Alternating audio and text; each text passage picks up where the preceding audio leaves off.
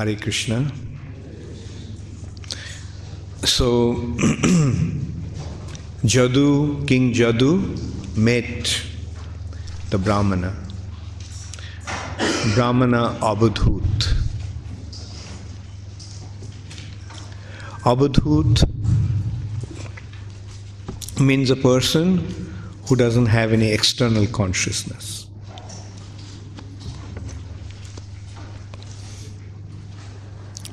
Just like a madman. But this is not material madness, this is spiritual madness. It's called madness. The Sanskrit word for madness is unmadana. And this is called divya unmadana. Divine madness or transcendental madness. And this personality was instructing King Jadu. Krishna's ancestor. The Jadu dynasty started from him, from this King Jadu. So he spoke about how many gurus? 24 spiritual masters. And after that, he also spoke about another guru. So actually he had 25 gurus. Who is the 25th guru? The 25th guru is his own body. From his own body also, he learned so many things. So he started to describe what did he learn from those different gurus. The first guru is earth. From earth, what did he learn? From earth, he learned tolerance. Because like people are torturing the earth in so many ways, but still the earth is providing with whatever one needs. Our food comes from the earth. Our residences come from the earth. Our clothings are coming from the earth. But in return, earth doesn't want anything. We are benefiting so much from earth, but earth doesn't want anything in return, although is constantly just benefiting us. That is the nature of the earth. And he also mentioned about two other manifestations of earth. One is the mountain. Like a mountain, again, is giving so much. The mountain is giving us the water. It is due to the mountain that it's raining and the streams and rivers flow from the mountain. But the mountain doesn't. He devotes all his efforts to the service of others and to make the welfare of others the sole reason for his existence. And he also learned something from the tree, which is also a manifestation of earth.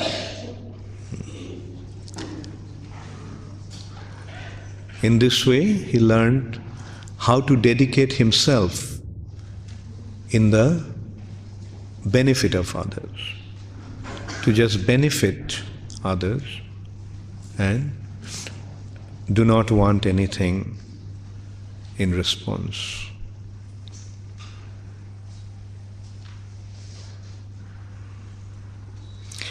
Srila Vishwanath Chakravarti Thakur is giving a commentary, and in his commentary he is saying, the mountain sustains the earth, produces streams that supply water, and produces various jewels. All these are meant for others' benefit. In the same way, all activities of a saintly person should be performed with the aim of benefiting others. This should be the nature of the devotees. Also, from Chaitanya Mahaprabhu, we learned something from the tree. What did we learn from the tree? Taror iva shahishnuna, as tolerant as a tree. And he is giving the example that one cuts the tree, but the tree is giving him the shade. He is harming him, but still the tree is benefiting him. He is cutting the tree, but the tree is providing him with fruits. He is hungry while cutting the tree, picks up the fruits from the tree. The tree never says, why should I give you the fruit? No. So, a saintly person should become like a tree. One learns to do good to others from the tree. Therefore, a yogi, meaning a devotee, should become like a tree. And Srila Bhakti Siddhanta Saraswati Thakur, in his purport, is saying, he has a long purport, but I have just collected some important points. Worship of Lord Hari is possible only if one becomes as tolerant as a tree and as immovable and steady as a mountain. So these are the qualities, two very, very essential qualities of a devotee. He becomes as tolerant as a tree and as immovable as mountain, completely determined. Then only one can render service to the Supreme Personality of Godhead.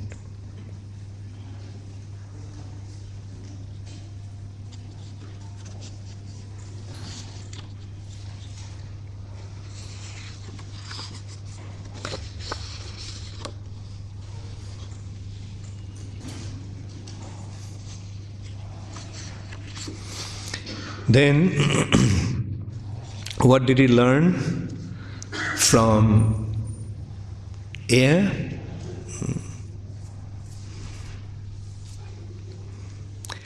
Air, what he learned from air is how not to become entangled. The air blows through different objects, carrying the aroma, but the air doesn't become affected. So, in course of our rendering devotional service, we also should not become affected.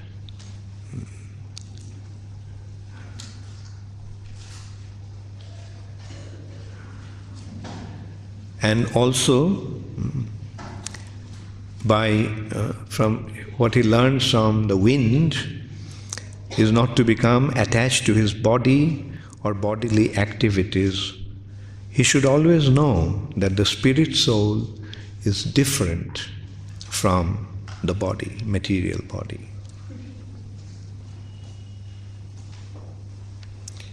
And he is saying that both the individual soul and the super soul can be understood by comparing them to the nature of the sky. Sky means ether. Sky, actually sky is ether. Although the sky extends everywhere and everything rests within the sky does not mix with anything, nor can it be divided by anything. In spite of remaining within the body, the Supersoul is all-pervading. By means of his transcendental realization, a yogi should think of the Supersoul as all-pervading like the sky. Ether is all-pervading. Sky or ether is all-pervading. And in this way, one should learn that the Supersoul is also all-pervading. Supersoul is not affected by the bodies. The spirit soul is affected, but not the Supersoul. The Supersoul extends everywhere. Supersoul is present everywhere. In the hearts of a living entity and also inside an atom.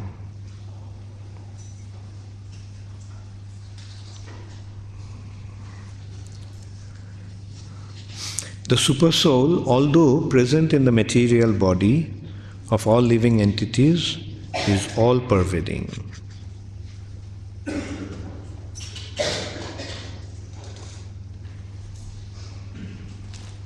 Although the mighty wind blows clouds and storms across the sky is never implicated or affected by those activities.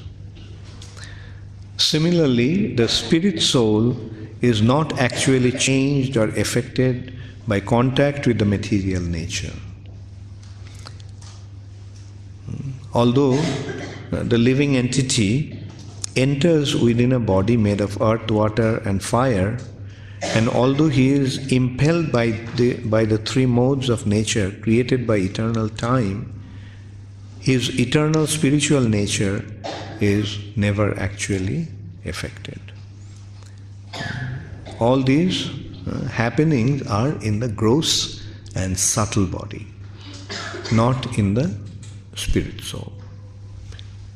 Our karma, our activities leave their imprints on the subtle body, and accordingly the subtle body takes us to different other bodies, providing bodies.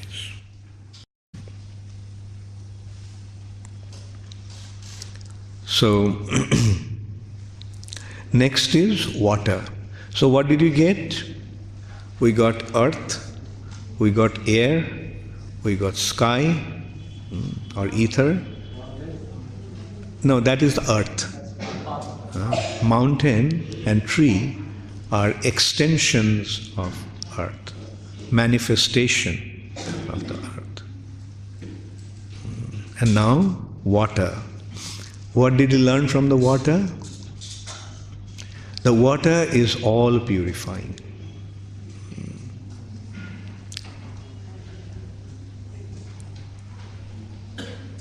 And a saintly person similarly should be free from all contamination. Water purifies everything. And water doesn't get affected by the impurities. Just by seeing, touching and hearing from a saintly person, the living entity is purified, just as one is cleansed by the contact of pure water.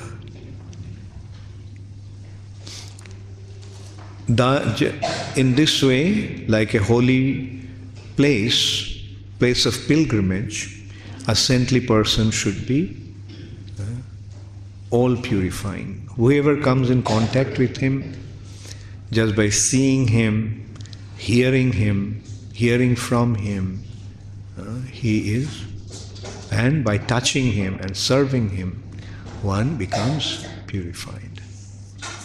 The karmic reactions are eradicated.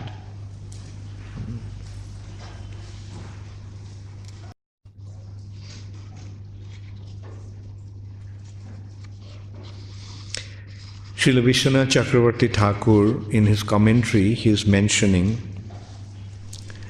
now the lesson to be learned from the water is being described. Water is by nature pure and cooling. It is considered to be affectionate towards everyone. Water is sweet. Saintly persons are also sweet by nature, and they purify all living entities by instructing them about devotional service. What is the best way to get purified? By being engaged in the service of the Supreme Personality of Godhead. So in this way, a saintly person, like water, purifies everybody. By constant hearing and glorification of the Supreme Lord, liberated sages remain freed from material conception and thus become qualified to touch the Supreme Lord. Their association is the cause of conditioned souls' liberation from their restlessness of mind and the resultant conditional life.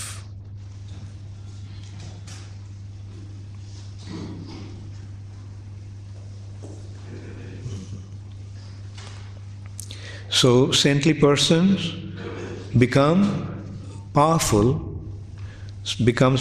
by executing austerities. Their consciousness is unshakable because they do not try to enjoy anything within the material world. A very important point. A saintly person should not try to enjoy the objects of the senses. He should not try to enjoy the objects of the material nature.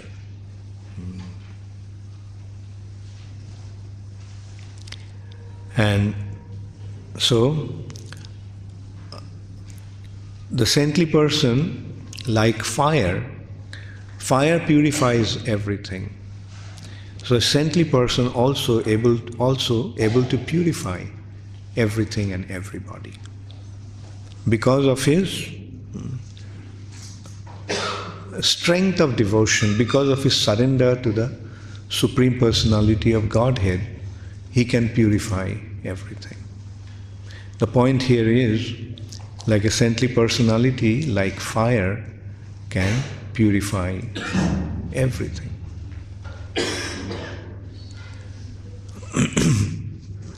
How do they do that? Because they are rendering devotional service to the Lord, they become connected to the Lord. They become connected to the Lord, and whatever they get, they offer it to the Lord. A saintly person doesn't keep anything for his enjoyment. So because he offers everything to the Lord, he is unaffected by the karmic reactions. Therefore, we must be very careful that whatever we get is offered to Krishna. Our role is like that of a transparent via medium. So via medium, whatever comes goes to the Lord. And the Lord is considered to be unaffected by karmic reactions. Krishna is not at all affected by karmic reactions. He is all purifying. And because he is acting as his agent, a saintly person also becomes all purifying, like fire. So what did he learn from fire? Not be affected by, first of all, not be involved in enjoying this material nature. Rather, offer everything to Krishna. If it stops in us, then we'll get the karmic reactions. But if we offer it to Krishna, then the karmic reactions will be passed on to Krishna. And Krishna is apapabidhya. No sin can affect Krishna. Therefore, Krishna is all purifying, and being in contact with Him, a pure devotee of the Lord, who acts only on behalf of the Lord and offers everything to the Lord, he also doesn't become affected by the sinful reactions. Karmic reaction is actually a very complex thing. Material nature, Prabhupada pointed out that everything we do get affected by karmic reactions. Like when we cook food, to collect the food we had to go to the market. With every step, how many living entities we killed while collecting the food. Then the food stuff also is living entities. We kill those living entities. Maybe it's a cabbage or a cauliflower, but it's a living entity. And then when we are cooking in the fire, so many living entities were destroyed. So although we may think that we are vegetarian and we are not affected by karmic reactions, but some karma is already involved. But if we offer what we cooked to Krishna, then when Krishna accepts it, it becomes free from karmic reactions. Therefore, it's very important that we offer everything to Krishna. Then we won't be affected by karmic reaction.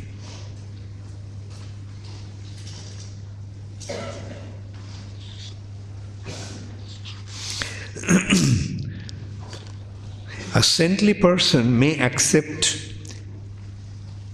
the worshipable position of a spiritual master. And thus, like fire, he burns to ashes all the past and future sinful reactions of his worshippers by mercifully accepting their offerings. So this is another way to get purified. Purify our karma.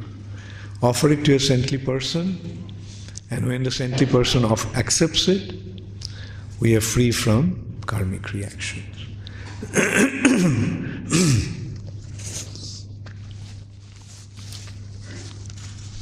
This culture is still quite prevalent in some pious families.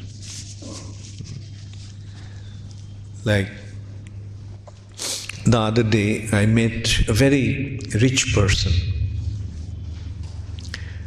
and he was telling me that it is their tradition, family tradition, that a part of their income goes to spiritual activities. And I told him, make sure that you give all your money to ISKCON. Because who you are offering them to, if they are not acting as via medium, then your karmic reactions won't get liberated, your karmic reactions won't get eradicated. So he helps ISKCON quite nicely. But this is why do they do that? Why do they offer a part of their income? Because when they are making money, they are indulging in all kinds of sinful activities. But by offering it to Krishna through a devotee of Krishna, that money becomes sanctified. That money becomes sanctified.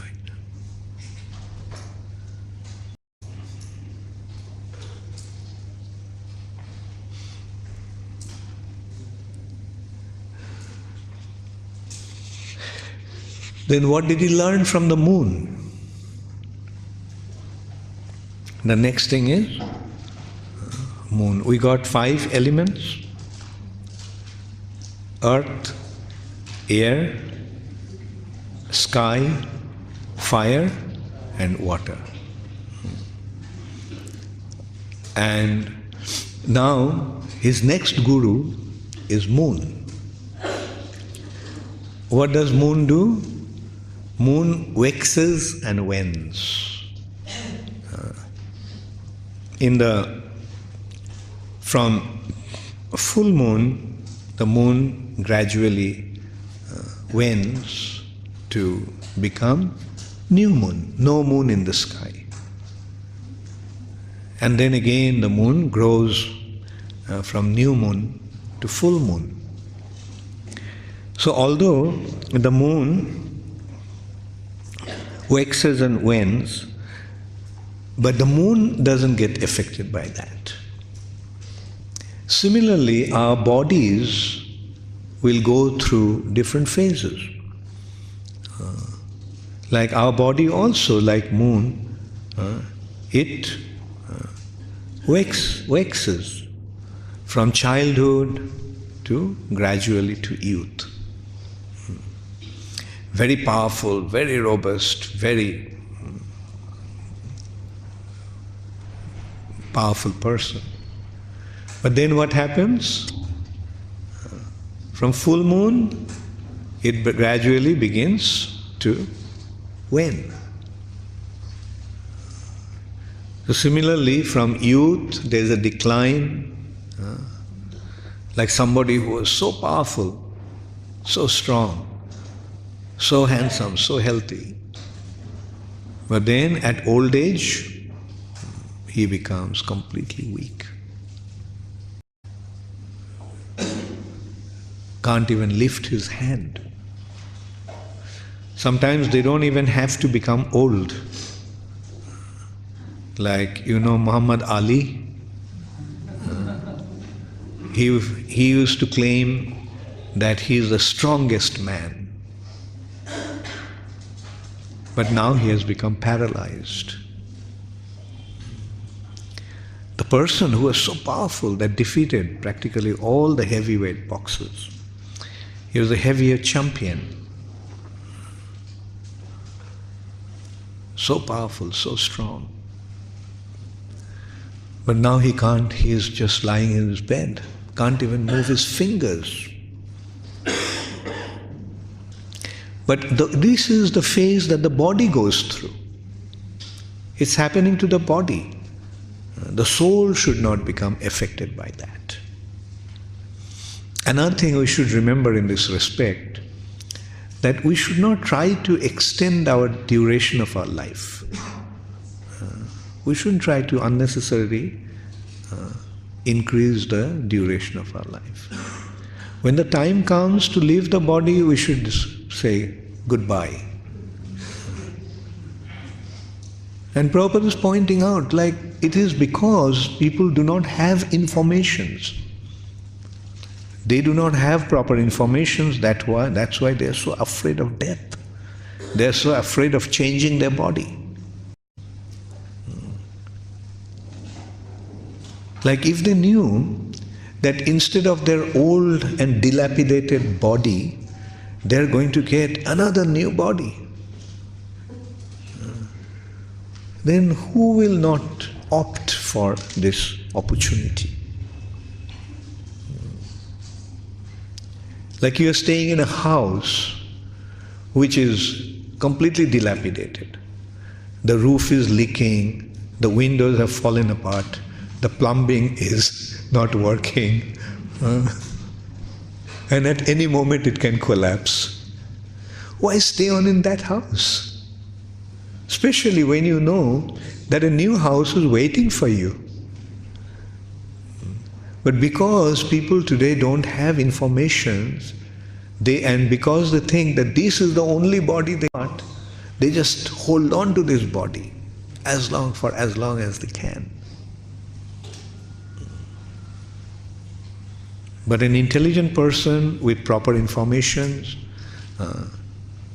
he will rather consider, well, if instead of this old body, if I get a new one, that's a grand deal.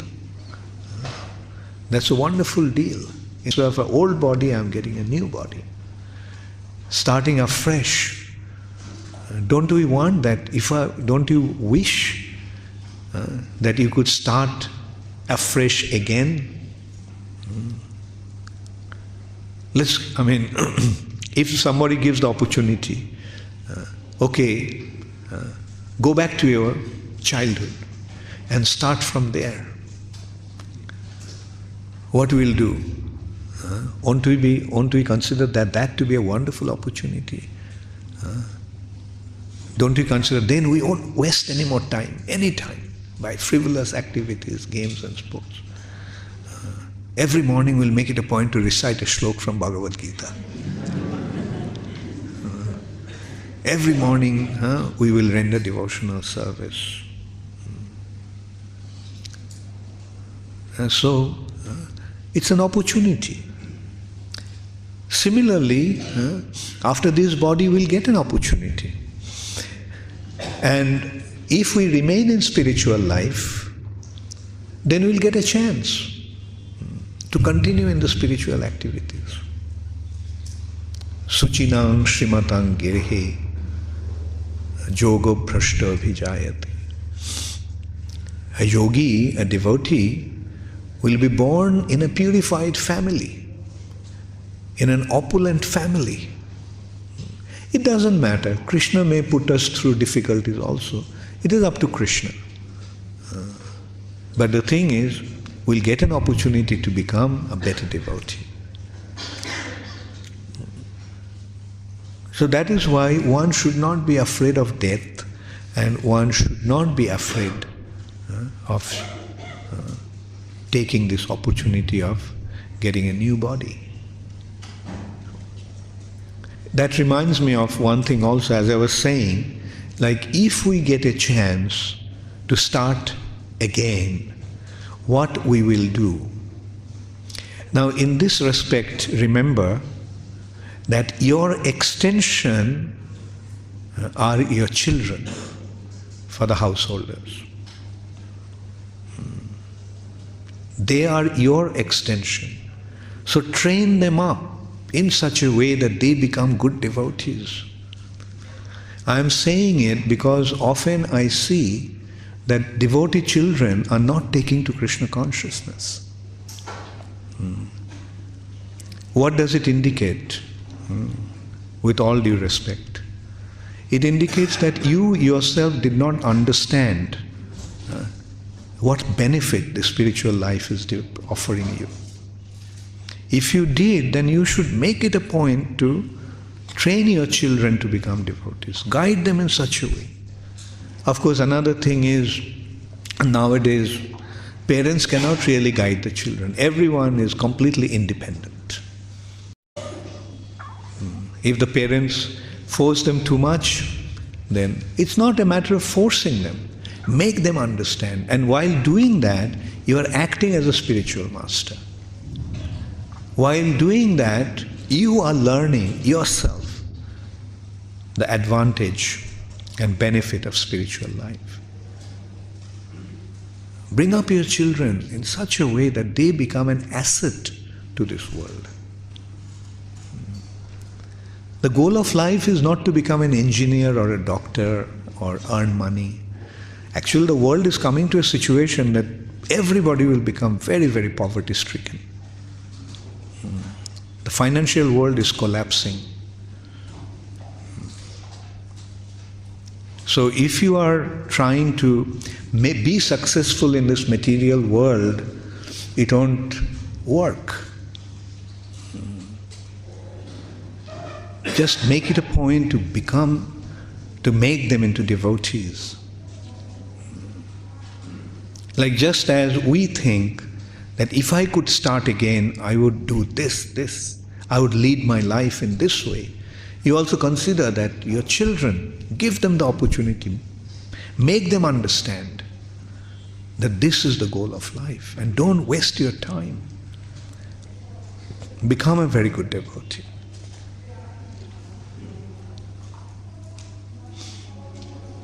Why I'm saying it, I'll just give you the background. In America, I have a disciple who is a very successful businessman, and he was also the president of a temple. He was very committed, very committed. He was a very successful businessman. At the same time, he was the president of a temple. And he used to always persuade me to send some pujaris, because in America, all the temples are suffering from lack of pujaris. So I generally don't encourage devotees to import pujaris from India. Because in most cases these devotees go to the temple to become pujari, they stay in the temple for 3 years, they get their green card, and they get lost. So their spiritual life is actually lost. And so he was telling me that you can't make devotees in America. The problem is in America you are not able to make devotees. Like local devotees are very, very rare. So I told him that it is because you are not preaching. If you preach, then they'll become devotees. Prabhupada showed how many devotees Prabhupada made when he was there. 10,000 devotees in 10 years. So don't say that in the Western world people are not going to join Krishna consciousness. Then I told him, okay, will you want your son to become a devotee? It just struck him. He was silent for a while. And then he honestly admitted, no. Devotee means, I asked him, do you want your son to become a full-time devotee? Join the temple and serve the temple. And I told him, you are the temple president and you do not want your son to join the temple, then who will join the temple? Because you don't have the conviction that this is the most important thing that one can do.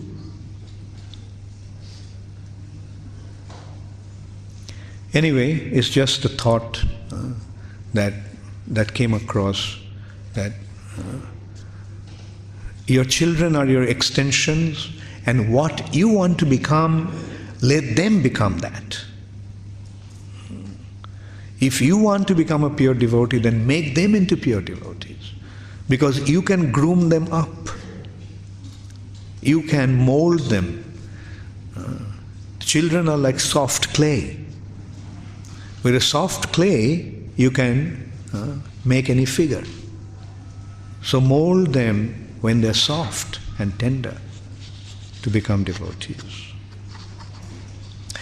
So what did he learn from the moon? Although the body will wax and wane, but just as moon is not affected by the waxing and waning, similarly the spirit soul, the self, one individual should not become affected. It is just gradual development and gradual deterioration.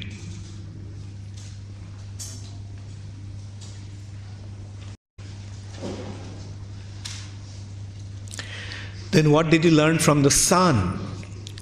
From moon he learned how not to become affected by the changing of the body. But from sun, what did he learn? Sun evaporates water from the large quantities of water by the potent rays, and later returns that water back to the earth. Isn't it? Sun makes the water evaporate from the ocean and other reservoirs of water. The water becomes cloud, and what happens to the cloud? Comes back again to the earth. But he takes it and then supplies it where they are needed. Ocean is a big reservoir of water, but the land needs water. So what does the sun do? It evaporates the water and gives it back in the form of rain.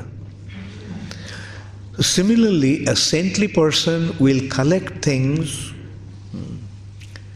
and then he will distribute it back to those who need it. And what is the process? We can see the devotees collect food, stuff, money. They collect different things. And then they offer it to Krishna. They collect it on behalf of Krishna. And then it goes back to everyone in the form of Krishna Prasad, Krishna's mercy. They build temples, they have elaborate arrangement of worshipping the Lord. But is it for their own benefit? No. It is for the benefit of everyone. You serve Krishna, everyone will benefit. Just as watering the root of the tree, everyone benefits. And the entire tree is benefited. The entire tree is nourished. So similarly, a saintly person's attitude should be like that. He will collect things. People will give them. People like to give. Even nowadays, people like to give money and other things to the saintly persons. But what the saintly person will do, will he keep it for himself? No. He will engage them in Krishna's service. And by using them in the service of Krishna, everyone derives the benefit.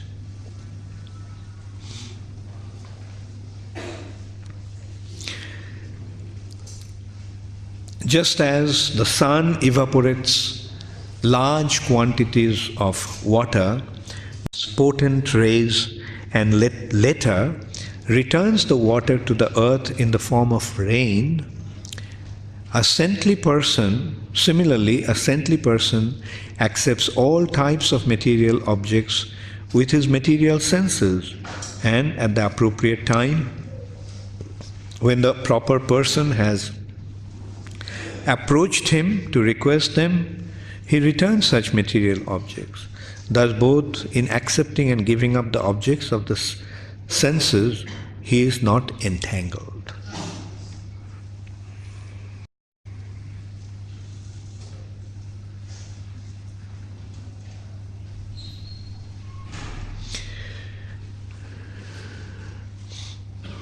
And also another thing is that although the sun is reflected on different objects or different pots of water, but the sun is not affected by that.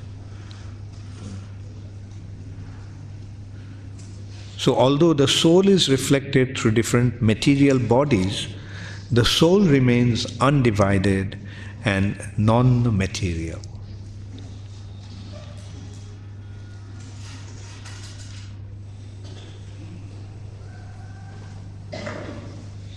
So then he speaks about a foolish pigeon. See, his guru now is a pigeon.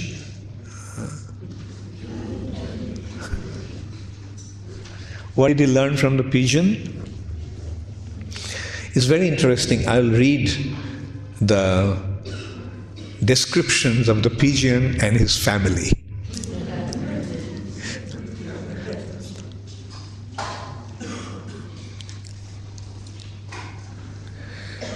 The two pigeons were very much devoted to their household duties, their hearts being tied together by sentimental affection. They were each attracted by the other's glances, bodily features, and states of mind. Thus they completely bound each other in affection. Naively trusting in the future, they carried out their acts of resting, sitting, walking, standing, conversing, playing, eating, and so forth as a loving couple among the trees of the forest. Whenever she desired anything, the pigeon would flatteringly cajole her husband. The she-pigeon would cajole her husband, and he in turn would gratify her by faithfully doing whatever she wanted, even with great personal difficulty. Thus, he couldn't control his senses in her association.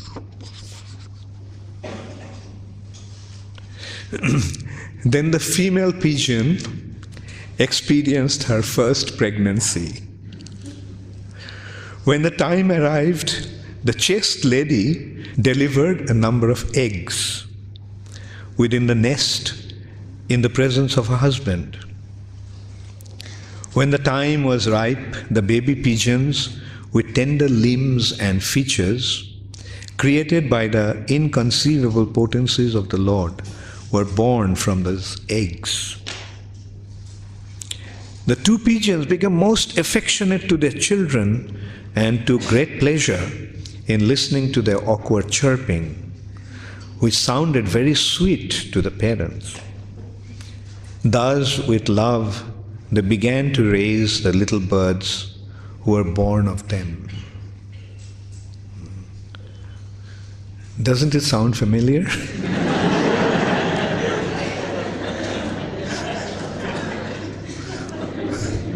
So, then what happened? I'll just go to the rest of it, I'll just quickly go through. One day, when the parent pigeons were away collecting food for their babies, a hunter came and he saw these baby pigeons. So he casted his net and captured them. When the she-pigeon came and saw that her children were in such a difficult situation, she just rushed into the net to rescue them. But what happened? She got entangled.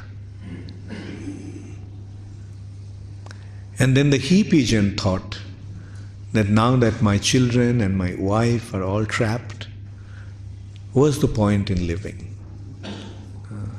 Let me also follow them. So he also went and got trapped in the net. And then the hunter collected all these birds and took them away. So material nature is like that. We develop our sentimental attachments, our sentimental affection for our children, for our family. But eventually, what happens? Not always, but what may happen, everything may be lost.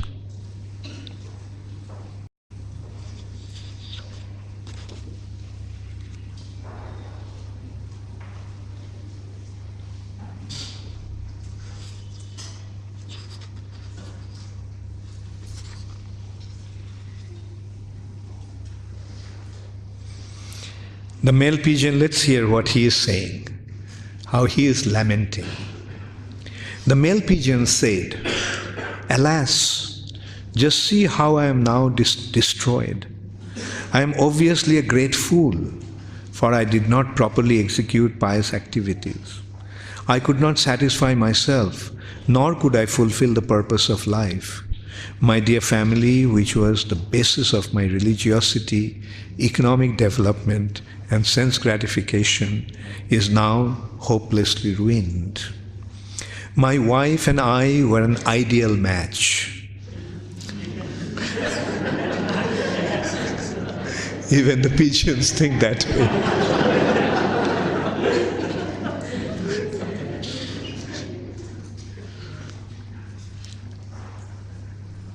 She always faithfully obeyed me and in fact accepted me as a worshipable deity. But now, seeing her children lost and her home empty, she has left behind and gone to heaven with our saintly children. Now I am a wretched person living in an empty home. My wife is dead. My children are dead. Why should I possibly want to live? My heart is so pained by separation from my family that life itself has become simply suffering. And thus he himself fell into the hunter's net. The cruel hunter, having fulfilled his desire by capturing the head pigeon, his wife, and all their children, set off for his own home. In this way, one who is too attached to family life becomes disturbed at heart. Like the pigeon, he tries to find pleasure in mundane sex attraction. Busily engaged in maintaining his own family, the miserly person is fated to suffer greatly along with all his family members. The doors of liberation open wide to one who has achieved human life. But if a human being simply devotes himself to family life like the foolish bird in the story, then he is to be considered as one who has climbed to a high place only to trip and fall down.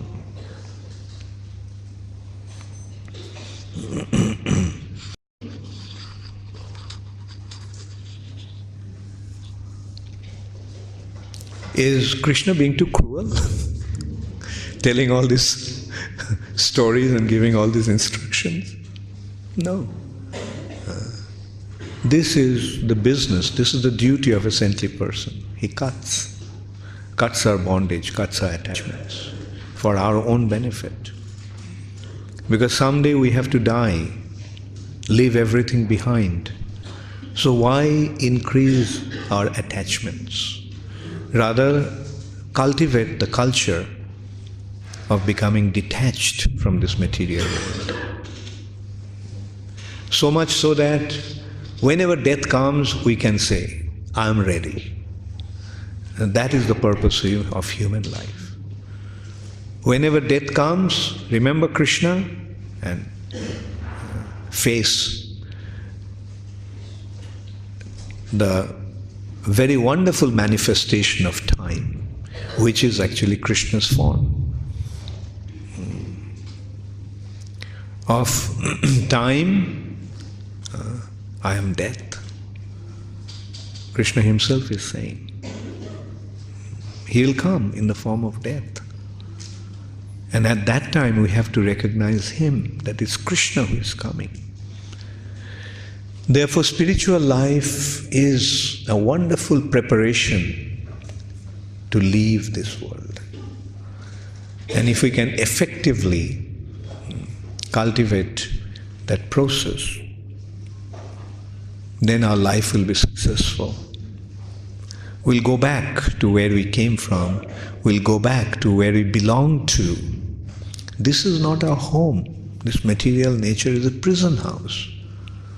It's not our home. This place is designed to give us pain, give us punishment for our wrongdoings. So let us recognize our mistakes and take advantage of this human form of life. And that is what we are learning from these instructions. How to become properly fixed up in spiritual life. How to become a devotee.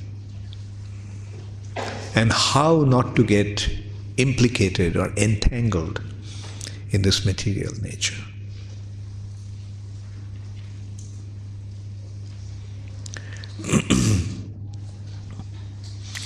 Then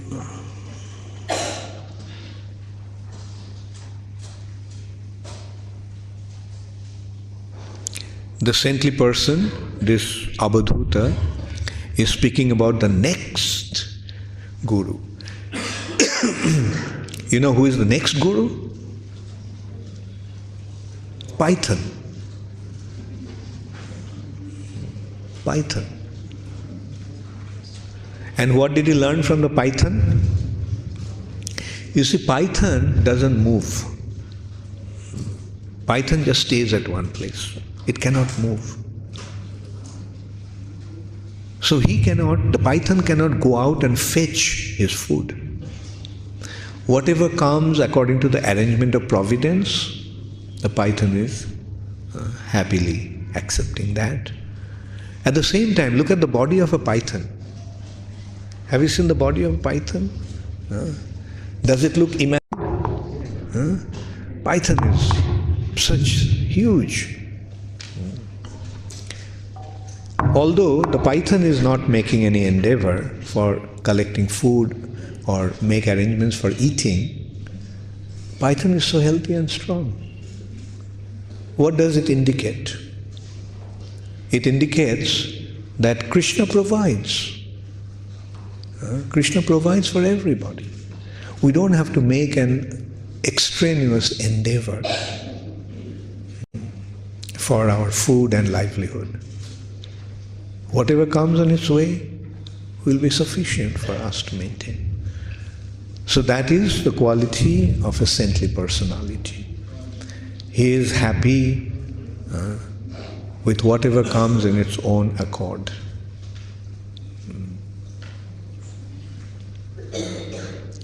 And so this is the occupation like that of a python. Of course, for the householders, they cannot accept this occupation. Because they have to maintain their family. But when one is on his own, then he can, and then he will see that food comes on its own accord. Krishna provides. I have so many such experiences. Someday I will tell you, not today. And it seemed that I was not going to get any food that day. I was traveling in Europe, hitchhiking, and food came. Not a single day I had any difficulty. Every day, anyway. So this is how a saintly person should understand that Krishna provides for everybody.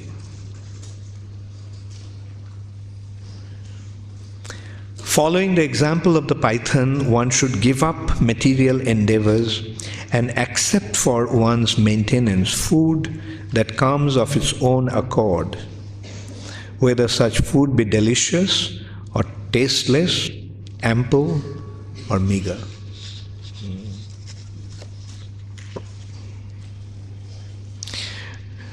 Rather, in ISKCON we see there is no dearth of food. In ISKCON we never starve. Rather, in ISKCON our problem is overeating.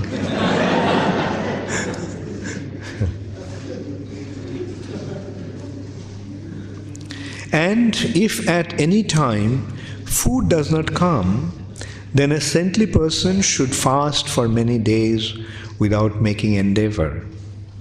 He should understand that by God's arrangement he must fast. Thus, following the example of the python, he should remain peaceful and patient.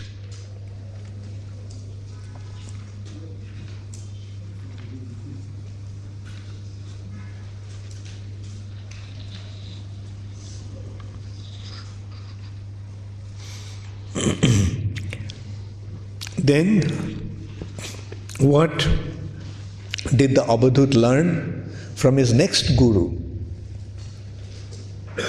His next guru is the ocean.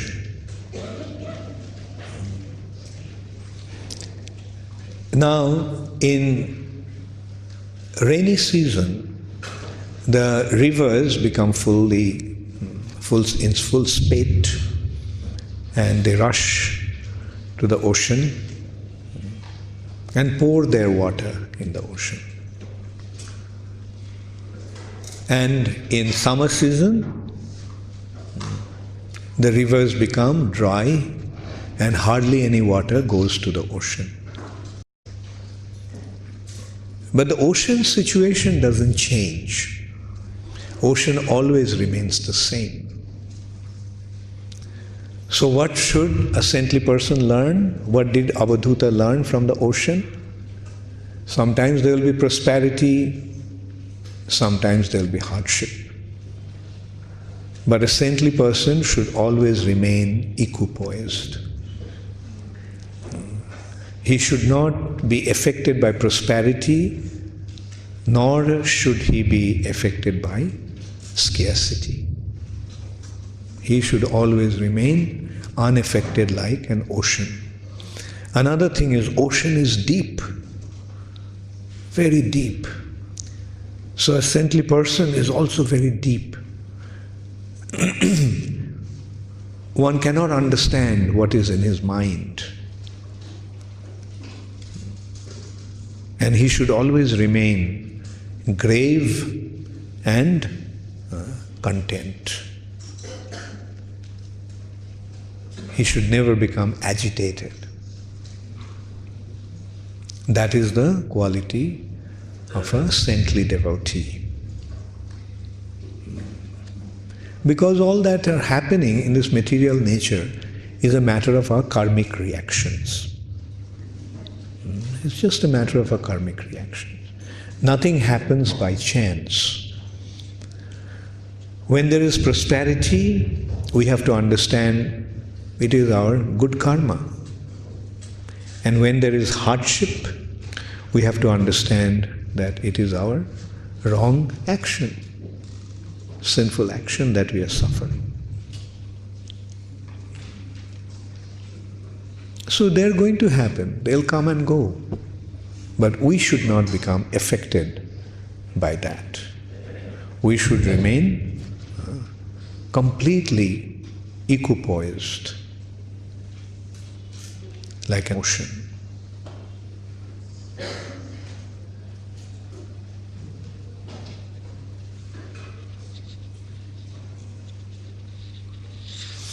Okay, let me just read that description. During the rainy season, the swollen rivers rush into the ocean. And during the dry summer, the rivers, now shallow, severely reduce their supply of water. Yet the ocean does not swell up during the rainy season, nor does it dry up in the hot summer. In the same way, a saintly devotee who has accepted the Supreme Personality of Godhead as the goal of his life sometimes will receive by providence great material opulence, and sometimes he'll find himself materially destitute.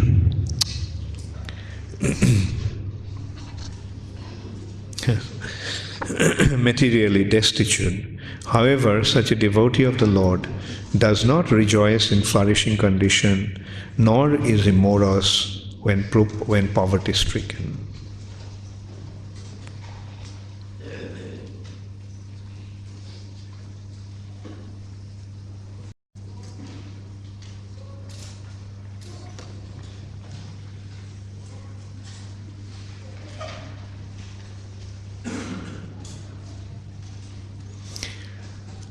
Then the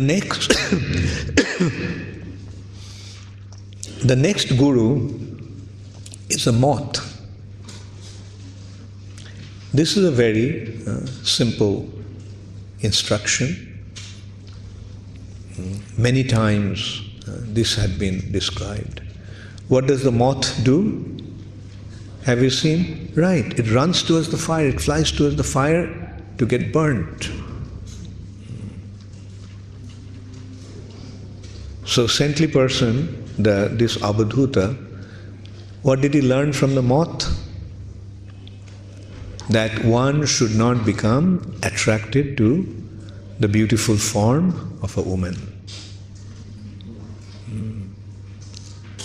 If he does that, then he'll get burnt. A saintly person should be aloof from these kind of desires to enjoy the beautiful form of a woman.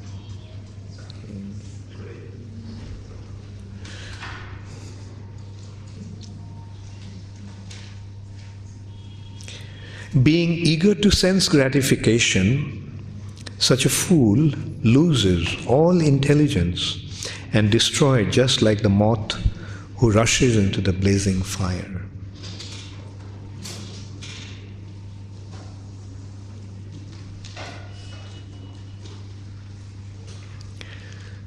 So, what did he next guru is a bumblebee. What does the bumblebee do? There are two types of bees, bumblebee and honeybee.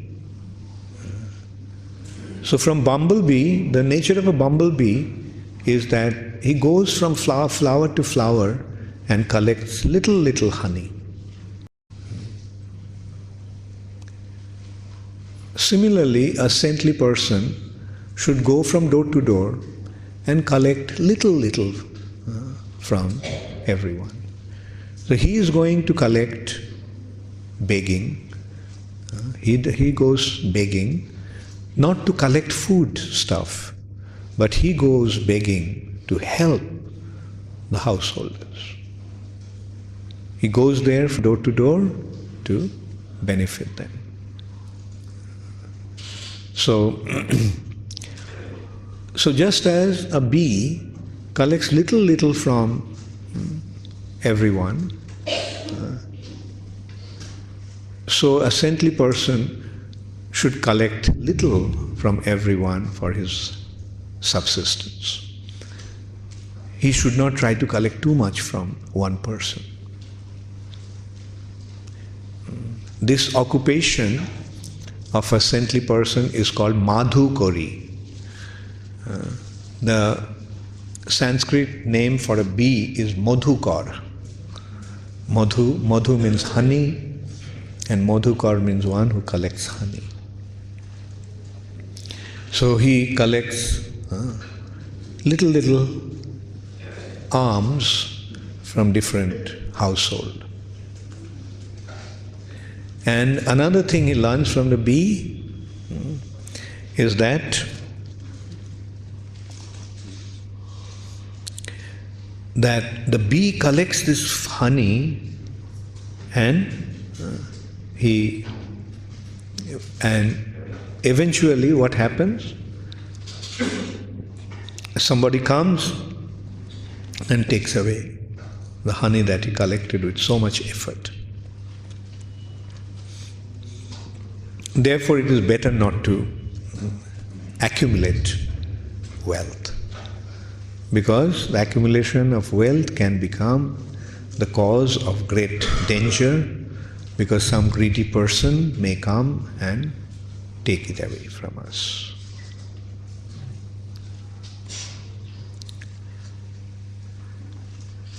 Rather, a saintly person should not store foodstuffs acquired by begging. Rather, he should use his own hands as his plate and eat whatever fits on them.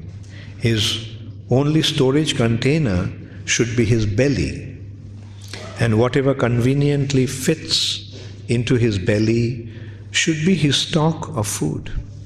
Thus, one should not imitate the greedy honeybee who eagerly collects more and more honey.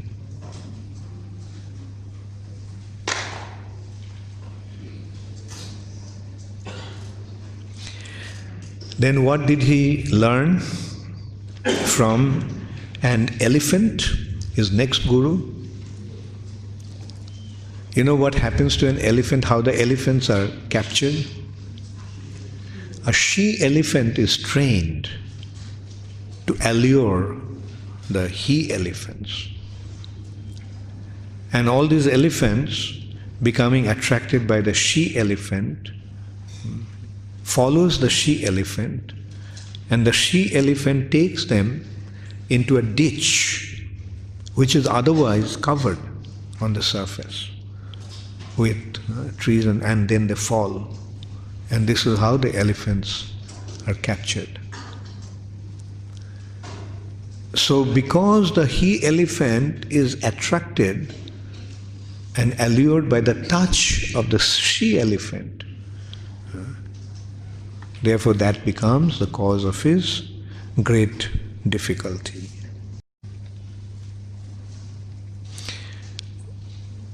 And he is saying,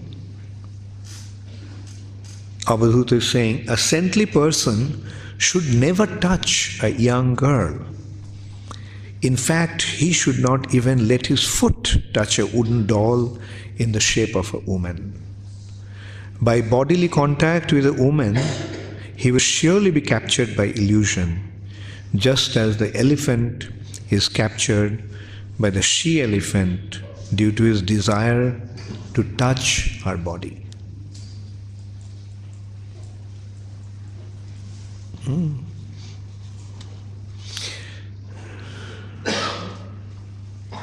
Another thing is that what he learned from the elephant is that when an elephant is having an affair with a she elephant, then other bull elephants become envious and they get into a fight. And in many cases, he dies in that fight. So, to fall in love with a beautiful young girl will lead us to face many competitors, and they may even kill us. The world situation, of course, is not so bad, but early days it was like that.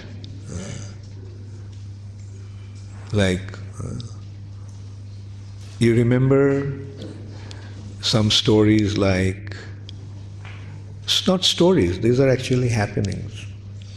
How many of you read the Iliad, Homer's Iliad?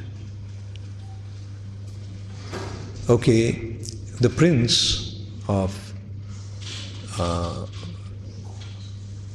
kingdom in Greece fell in love. No, he was a guest in the house, the palace of a king and and his wife, Helen, was the celebrated beauty. So they fell in love when Paris was in their house. They fell in love. And so they ran away and came to Troy, their kingdom, Paris. And as a result of that, a big battle took place. So many people died. And eventually Paris was survived. Just the attraction for one beautiful woman destroyed the whole kingdom.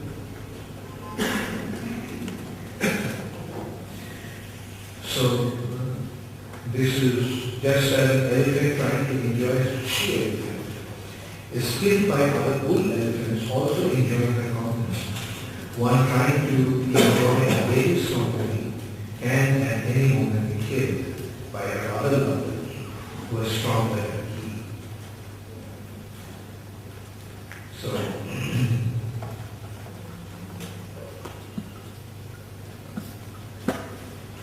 now the next thing he learned from a hunting thief. What did he learn from a hunting thief? just waits for the bees to collect honey. He makes the bees to collect honey and he goes and takes it. But in other case, let others make all the trouble, take all the trouble. And he just go and collect. In this respect, like he is saying, anyway, maybe we have to skip that.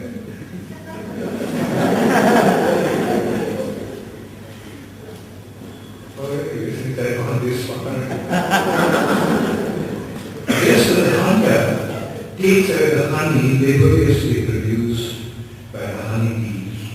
Similarly, saintly mendicants, such as brahmacharis and sannyasis, are entitled to enjoy the property painstakingly accumulated by householders dedicated to cultivation.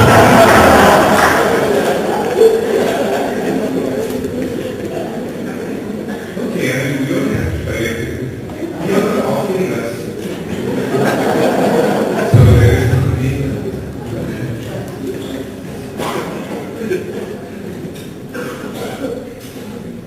Then the next one is the deer. Deer. What did he learn from the deer? You see, the deer, the hunter plays the flute, and the deer becomes attracted to the music or the sound of the flute.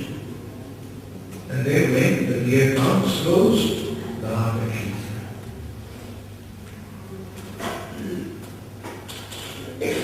So, similarly, a saintly person should not indulge in mundane music, mundane drama, and so forth.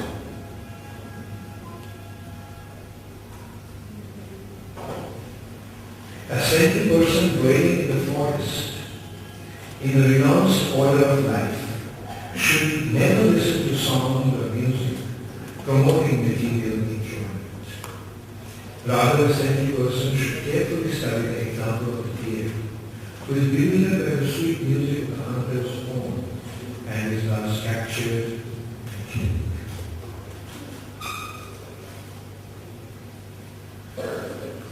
Being attracted to the worldly singing, dancing, and musical entertainment of beautiful women, even the great sage, Rishabh, the son of Niki, fell totally under their control, just like eight animals.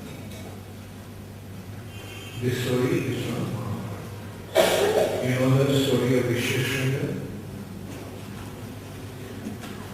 King Jana wanted to perform a sacrifice. And the only person who could successfully perform the sacrifice was the son of sage Niki, whose name was Rishabh. So how to get Rishabh to leave the forest, leave his father's ashram, and come to Gita, the capital of China. So Jana actually sent a group of prostitutes to the forest. And they were living in a boat. So Rishabh was so innocent that he never seen a woman before. But seeing this girl, beautiful girl, he felt some attraction. Like this way we can see that this attraction for the opposite sex is natural. So Rishabh was enticed by these women into the boat, and he became attracted to them. And they brought him to perform the sacrifice.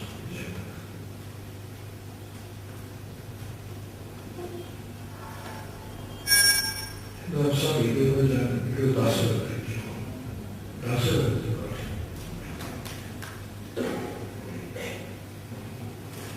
That was before Ramchandra was born.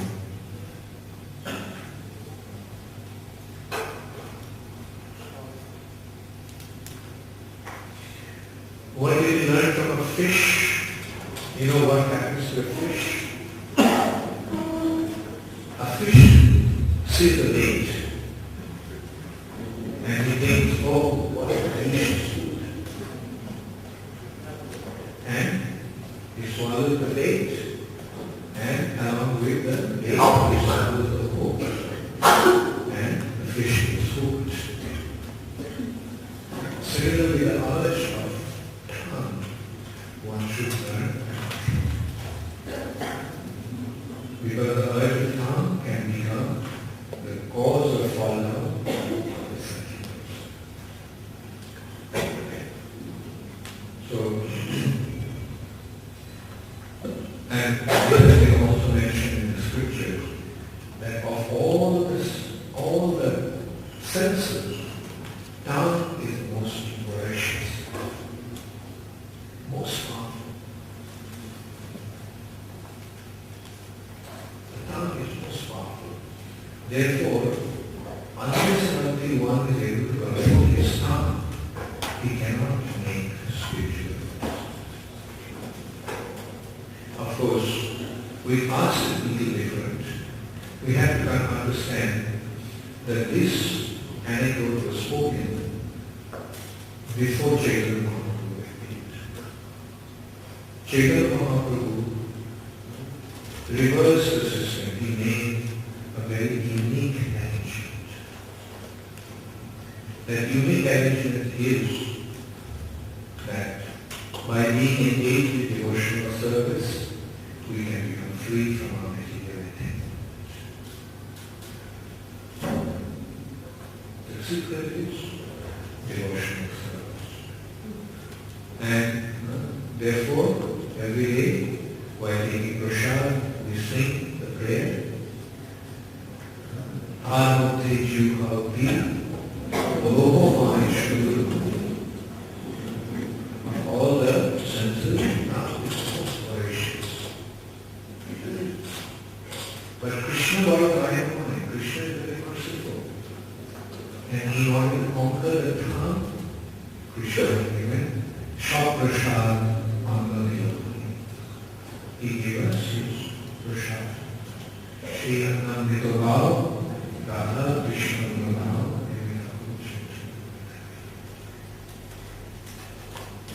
One should Prabhupada also told me, make sure that the devotee takes the expression. That is the only sense gratification.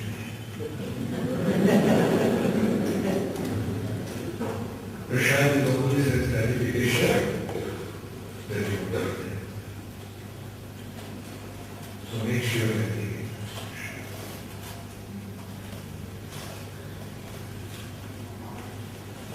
And then he spoke about a prostitute, a Pinga. This particular prostitute was in a city of Uddhav, and one day she was waiting, dressed up very nicely, and decorated with she waited. But then she considered, why I am just waiting in this way for some individuals who cannot really give me real pleasure, real satisfaction, real joy. So let me surrender to the Supreme Personality of Godhead, who is the reservoir of all pleasure.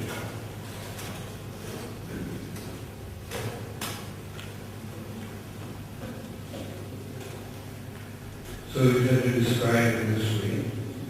As the night wore on, the prostitute, who intensely desired money, gradually became morose, and her face dried up, thus being filled with anxiety for money and most disappointed, she began to feel a great detachment from her situation, and happiness arose in her mind.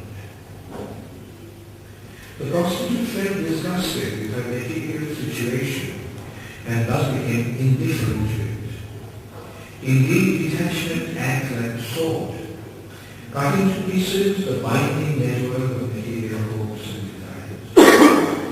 Now please hear from me a song sung by a prostitute in that situation. And so she's expressing her realization. Just see, the prostitute in another state, just see how greatly illusioned I am. Because I cannot control my mind, just like a fool, I desire lusty pleasure from an insignificant man. I am such a fool that I have given up the service of the person who, being eternally situated within my heart, is actually most dear to me. That most dear one is the Lord of the universe, who is the bestower of real love and happiness, and the source of all prosperity. Although he is in my own heart, I have completely neglected him. Instead, I have ignorantly served insignificant men who can never satisfy my real desire and who have simply brought me unhappiness, fear, anxiety, lamentation, and illusion. So in this way she goes on. This material body is like a house in which I, the soul, am living.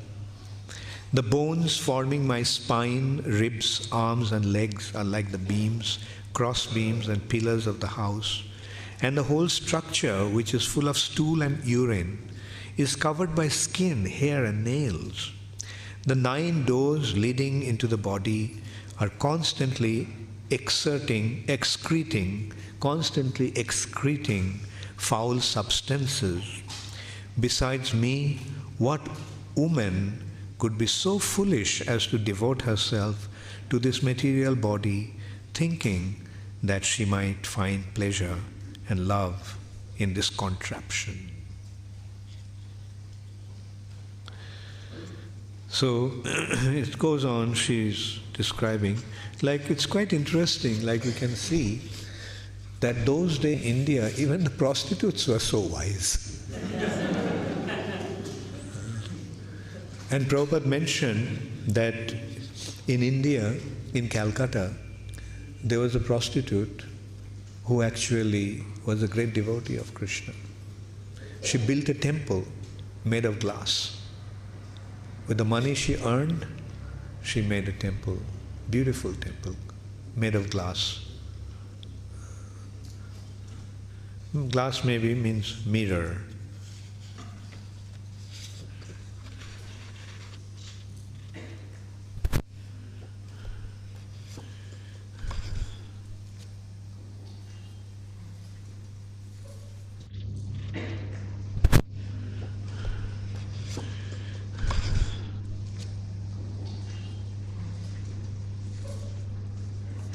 Then it is saying, she understood that material desire is undoubtedly the cause of the greatest unhappiness, and freedom from such desire is the cause of the greatest happiness. Therefore, completely cutting off her desire to enjoy so-called lovers, Pingala very happily went to sleep.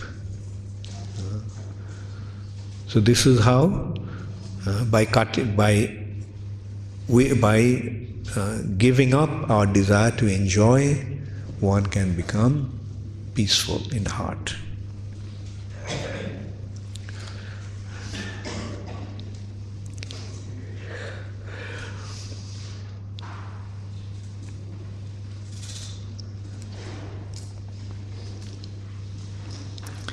So next,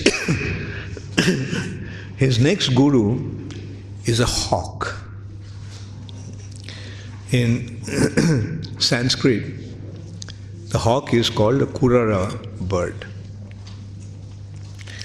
Once this bird, a hawk, was carrying some meat. He found some meat and he was in his beak, he was carrying that meat. And seeing that, the other big birds attacked him. So what did this hawk do? He just dropped that meat. And this is how he saved a dangerous situation of being attacked by other birds. So similarly, what should a saintly person do? When the material possessions become the cause of envy for others, it's better to just drop it. Better to leave it. Let them take it. What is more precious? Some opulence and wealth, or our own life? So if for some reason our life is in danger, then better to drop that. Take it. So that is what he learned from the hawk.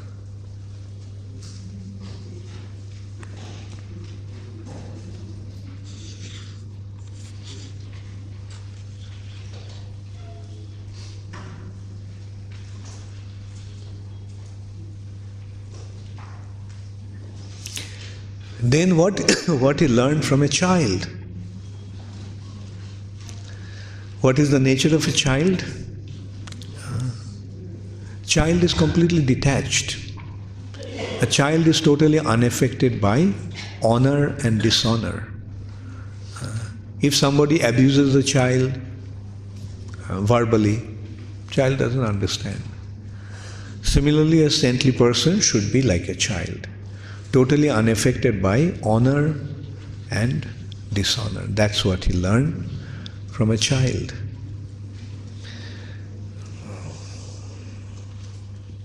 And he's saying, I enjoy only the life of the soul, and I find love on the spiritual platform. Thus I wander the earth like a child.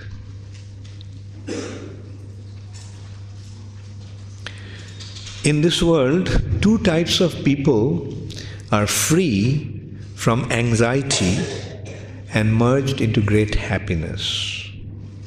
Who are those two persons? One who is a childish fool and one who has approached the Supreme Lord. These two persons are perfectly happy. One who is a total fool, he's happy. Ignorance is bliss.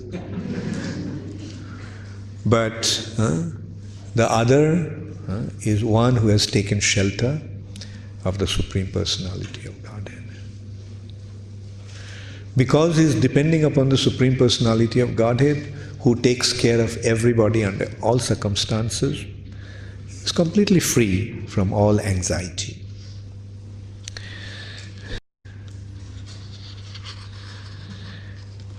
Then, what did he learn from a young girl? This young girl was at home alone.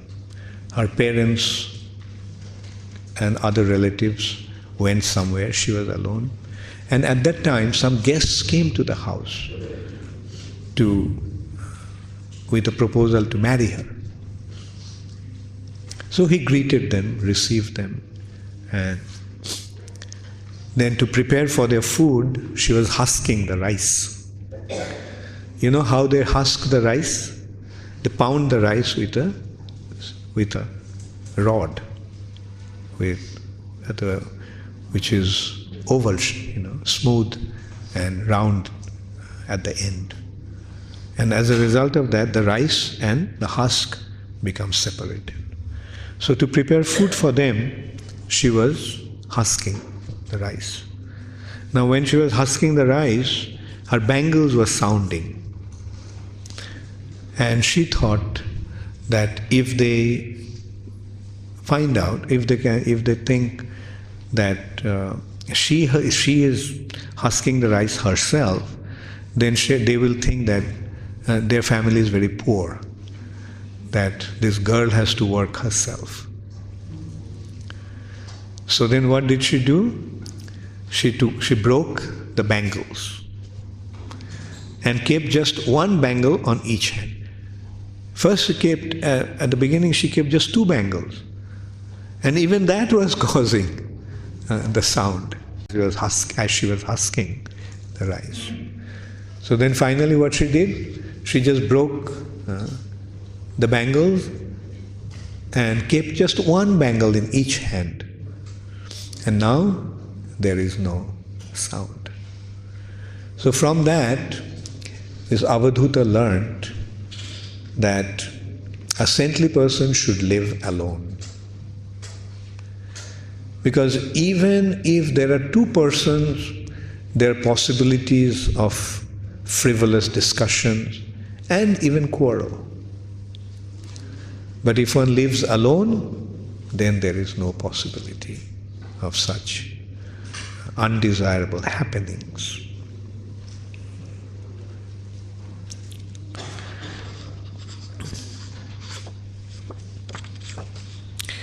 When many people live together in one place, there will undoubtedly be quarreling.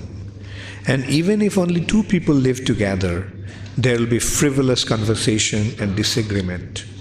Therefore, to avoid conflict, one should live alone, as we learn from the example of the bracelet of the young girl.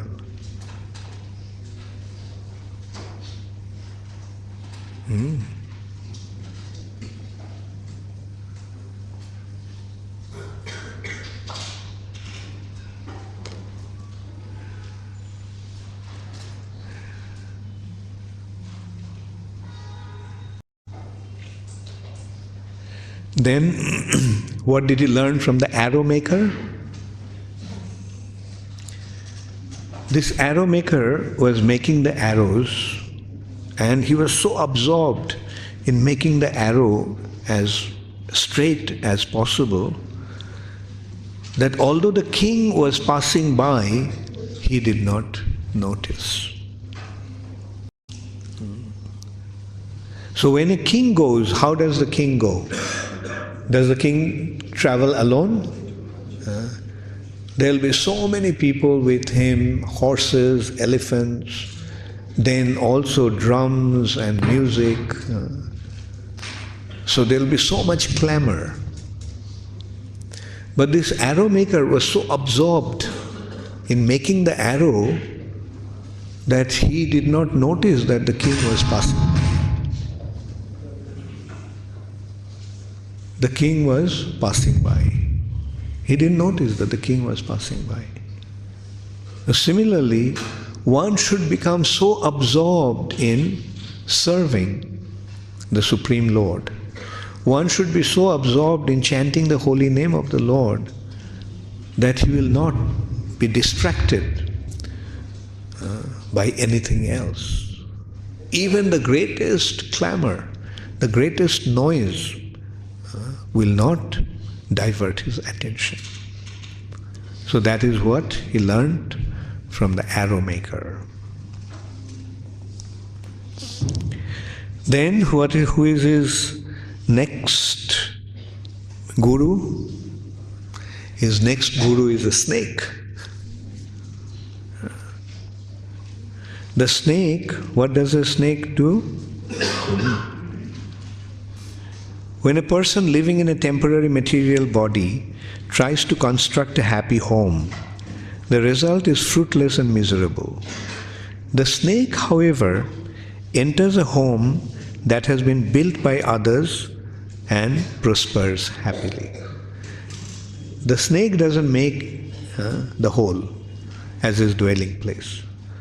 What does the snake do?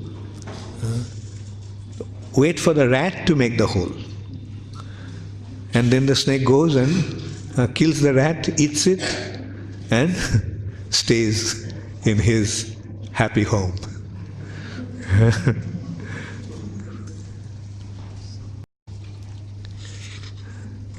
So this is what he learned from the snake.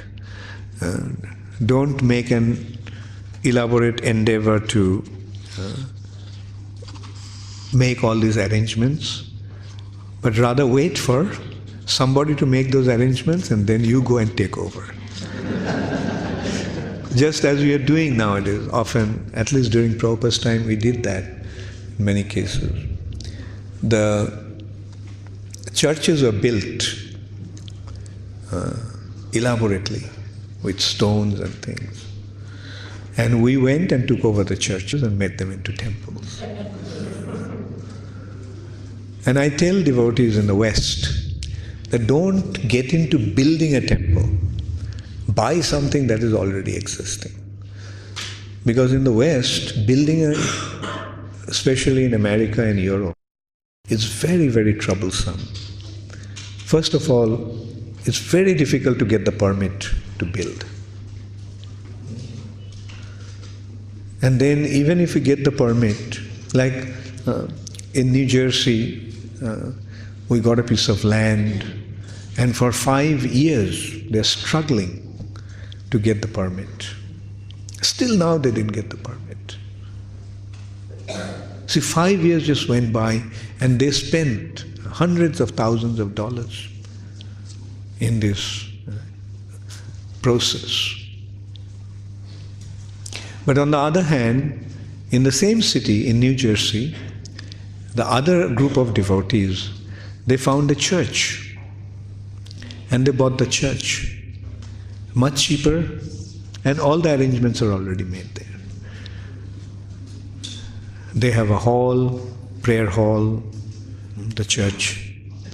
Then they have kitchen, they have parking lot, they have the conference hall. So everything is ready-made.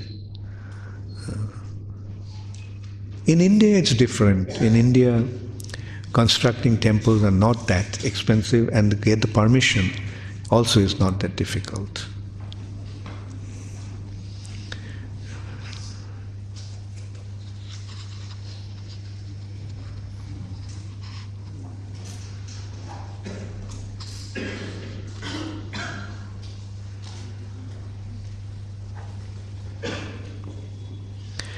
Then what did he learn from the spider?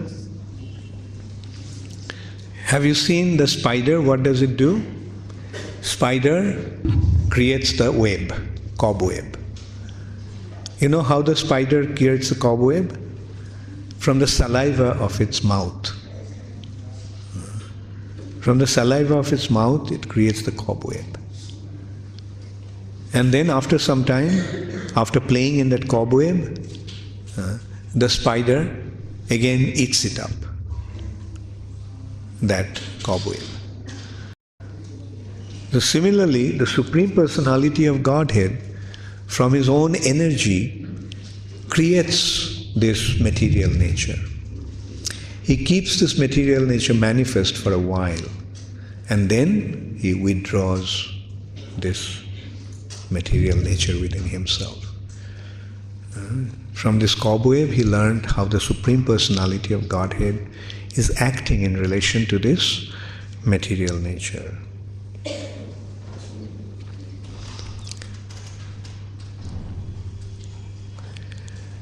And then, what did he learn from a wasp? Once a wasp forced a weaker insect to enter his hive and kept him trapped there. And in fear, this weaker insect just kept on thinking about the wasp. And as a result of that, he became, without changing his body was transformed into the body of a wasp. So similarly, what we meditate upon, accordingly our body will be formed. Then he is saying, O King, from all these spiritual masters I have acquired great wisdom. Now please listen as I explain what I learned from my own body.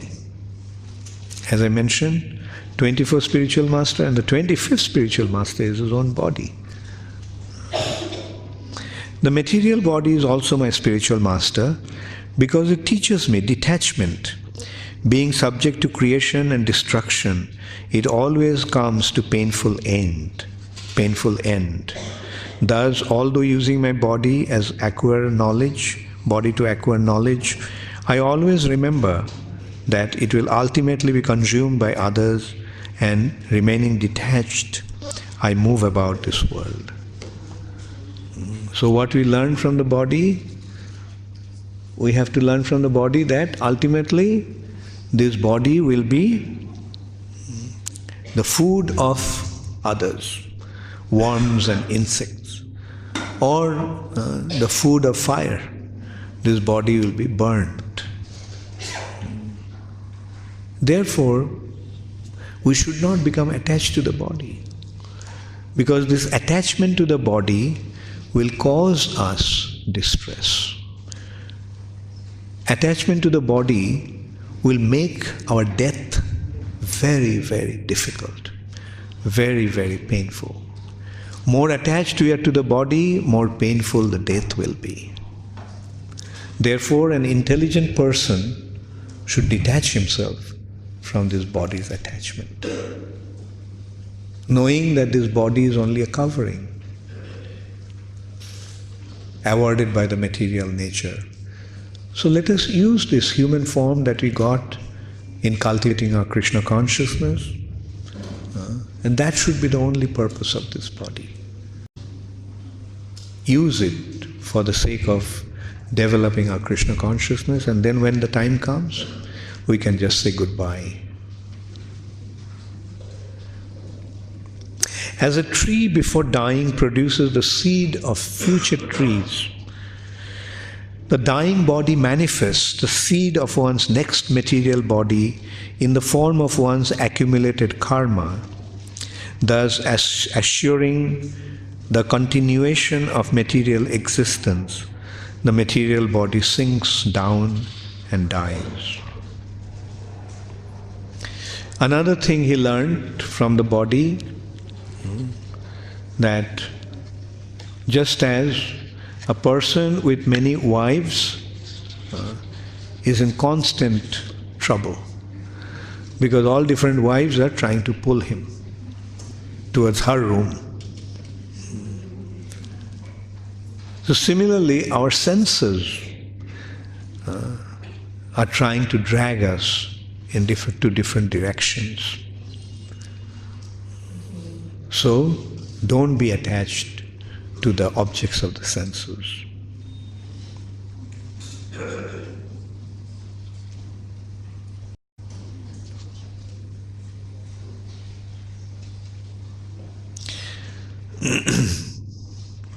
And then finally, he makes a very wonderful point, which I mentioned a few times. By creating the forms of trees, reptiles, animals, birds, snakes, and so on, the Lord was not satisfied within his heart. Then he created human life, which offers the conditioned soul sufficient intelligence to perceive the absolute truth and become pleased, and became pleased. So after creating all different life forms, Krishna actually created the human beings, and then only he became satisfied. Because this human form provides us the opportunity to fulfill the ultimate goal of our life. Then comes one verse which Prabhupada mentioned many times. Labdha sudur labhamidang bahu sambhavante manushyam arthadam anittam tadapiha dhira turnam jateta anumrittu javat nishrayashaya Vishayo sarvato khalushat. The translation is, After many, many births and deaths, one achieves the rare human form of life, which, although temporary, affords one the opportunity to attain the highest perfection. Thus, a sober human being should quickly endeavor for the ultimate perfection of life, as long as his body, which is always subject to death, has not fallen down and died. After all, sense gratification is available even in the most abominable species of life, whereas Krishna consciousness is possible only for a human being. That is why the human form of life is so special. We receive it after many, many possibilities. Labdha sudur labhamidam. Bohu sambhavante. After many, many possibilities, labdha, achieving this manusham, the human form of life. This is arthadam. It gives us a very, very special opportunity. It comes with a great opportunity and possibilities.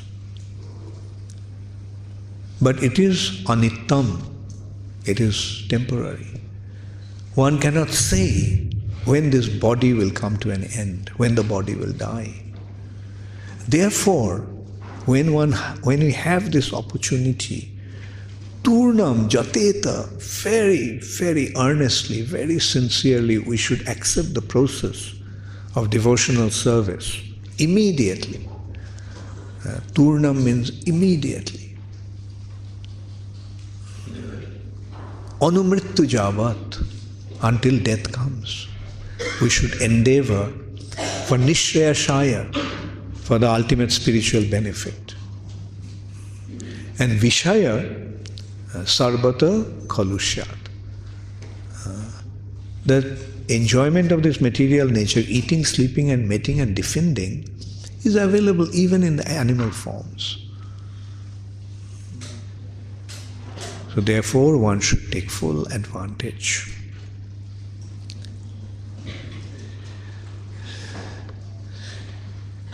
The Supreme Personality of Godhead said, having thus spoken to King Jadu, the wise Brahmana accepted obeisances and worship from the king and felt pleased within himself. Then bidding farewell, he left exactly as he had come. And King Jadu, upon receiving these instructions and applying these instructions in his own life, he became perfectly happy.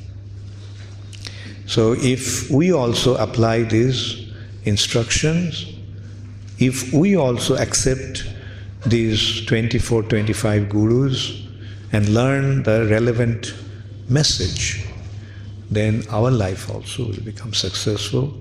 And another thing is, we should always be open to learn something from everyone. He just mentioned about 24 gurus, but there are unlimited gurus. There is so much to learn from so many people. Thank you all very much. Now it's 6 o'clock.